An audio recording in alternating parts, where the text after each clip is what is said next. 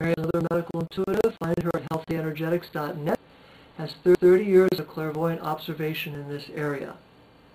One thing she points to is how persons who have diabetes are often too upset or too scared to process the loss of their dream in any coherent fashion.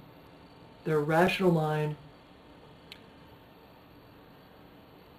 is unable to engage in sorting through the loss of a dream and the construction of a new dream.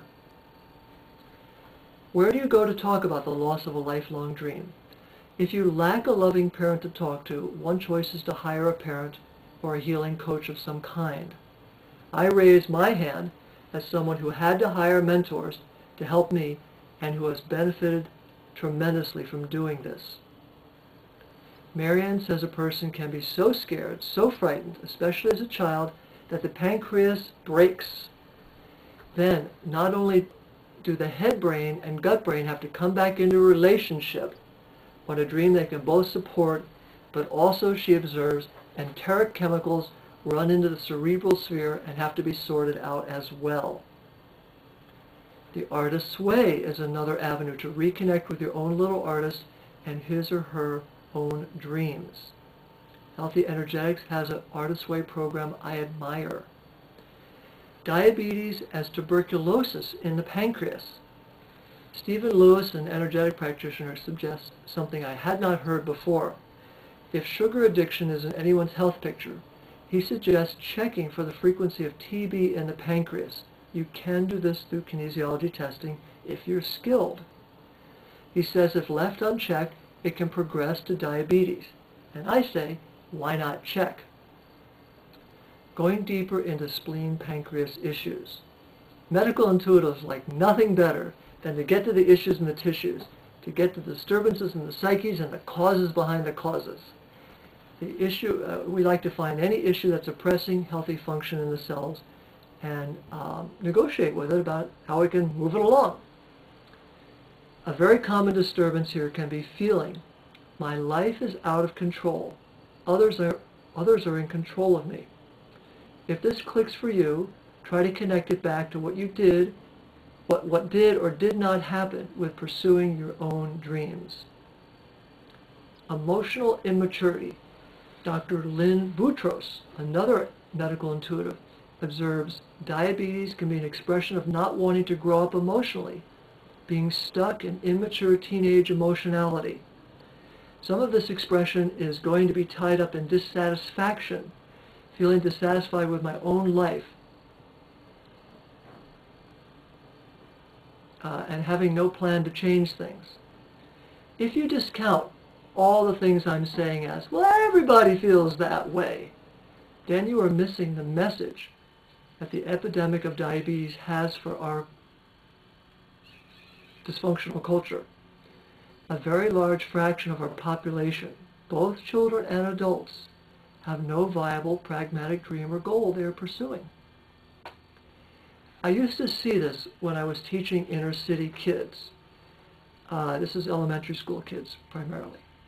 I would ask them, what do you want to be when you grow up? And they would say, basketball player.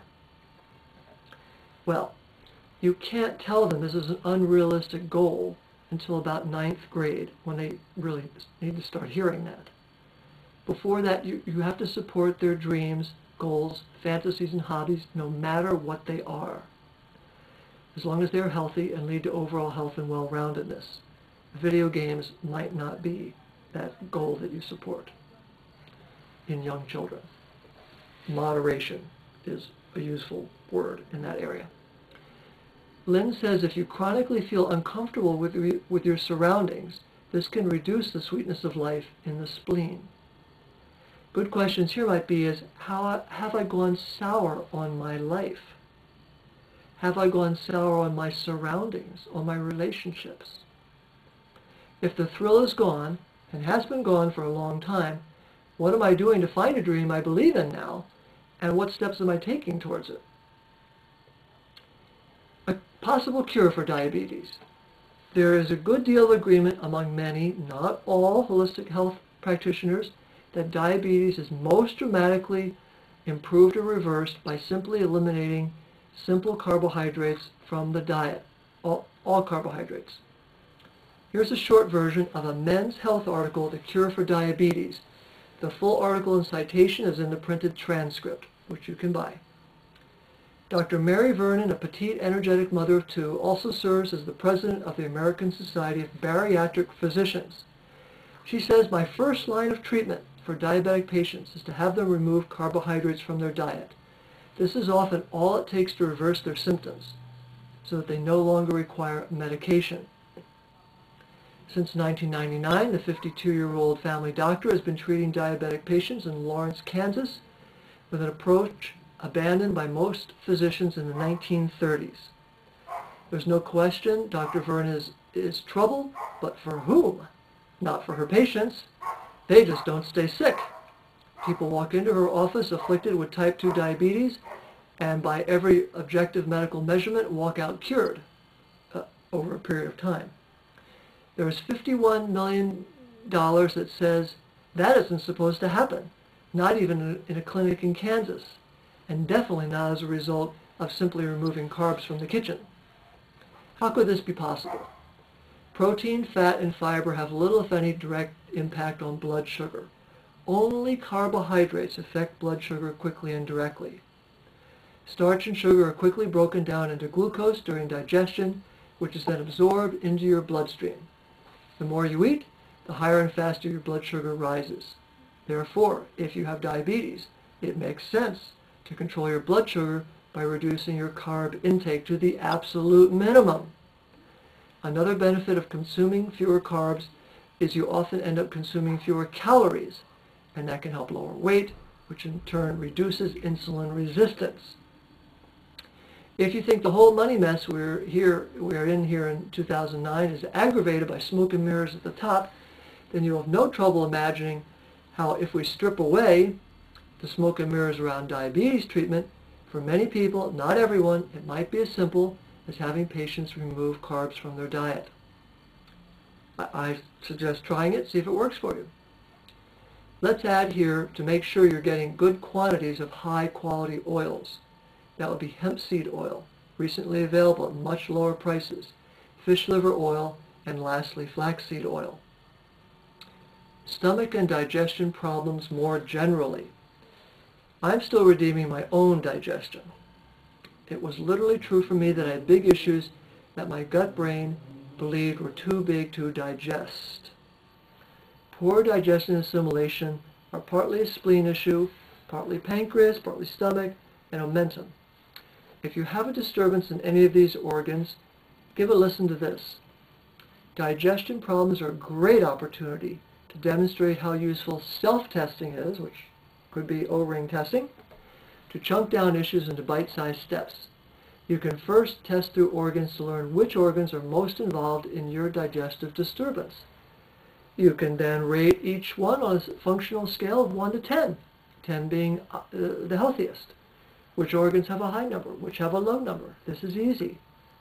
You can simply ask to have the priority organ to address today light up clairvoyantly if you're able to do that. Or you can test through, which is the priority organ for me to address today. You may just know, and that's another way to test. Once you know the organ to address today, you ask at what depth the disturbance is at. We have 3 levels of disturbance, 3 levels, because we have 3 levels of creativity: conscious, subconscious, and unconscious.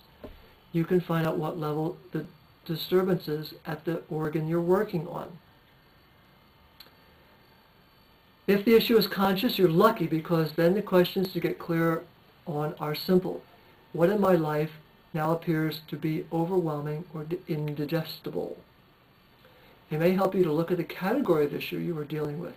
Am I dealing with an indigestible issue in the category of myself, the category of other people, in the category of world, career, and service, in the category of how I connect with my own divinity? If it's not one of those, it's probably repressed, and you'll probably need a coach to move that issue. That's my experience also. If you get stuck, you can give me a call always. You can read about all these topics more at toolsthatheal.com and healingcoach.org. I'm so happy you stuck with me to the end here, give me a call, and I'll see you in the next video. See you.